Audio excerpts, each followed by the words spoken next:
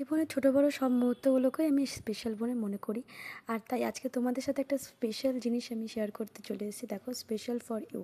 Yes, একটা gift box আমি তোমাদের সাথে প্রথমবারের মতো তোমাদের সাথে একটা গিফট বক্স ওপেন করব। আর এর মধ্যে সত্যি কী আছে আমি জানি না, একটা এক্সাইটিং গিফট বক্স। এটা আমার কাছে আনএক্সপেক্টেড গিফট। কোনো কিছু অকেশন ছাড়াই আমি প্রথমবার বোধহয় এরকম কোনো গিফট পেয়েছি, আর সেটা আমি তোমাদের সাথে ওপেন করে দেখাচ্ছি। দেখো, আমি প্রথমে খুব সাবধানে গিফটটা ওপেন করছি। খুব এক্সাইটেড ছিলাম গিফটের ভেতরে কী ছিল সেটা দেখার জন্য। আমি রিবনটা সরিয়ে নিলাম। দেখো, ধীরে ধীরে আমি গিফট বক্সটা খুলে নিচ্ছি।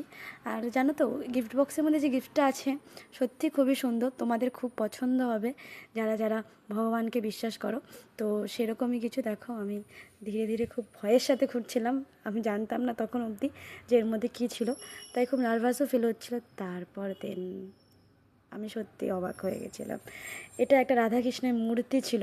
আমার ঠাকুরঘরের সব যারা যারা আগের আমার তারামায়ের ভিডিওটা দেখেছো তারা সকলেই জানো যে আমার ঠাকুরঘরের সমস্ত ঠাকুরই প্রায় মোটামুটি আছে, কিন্তু আমার কাছে কোনো রাধাকৃষ্ণের কোনো মূর্তি ছিল না। তো এই মূর্তিটা আমার ফ্যামিলির একজন আমাকে গিফট করেছেন।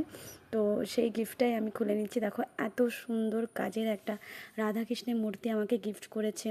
তো আমি তো খুবই খুশি, আমি ভীষণ খুশি হয়েছিলাম।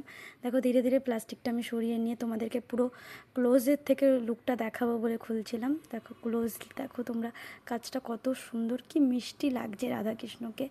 আর একটা বাঁশিও ছিল, কাজগুলো দেখাচ্ছি তোমাদেরকে। আর সঙ্গে বাঁশিটা ছিল, বাঁশিটা আমার কোলের মরে গেছিলো, তো কোল থেকে তুলে আমি বাঁশিটাও সেট করে দিলাম।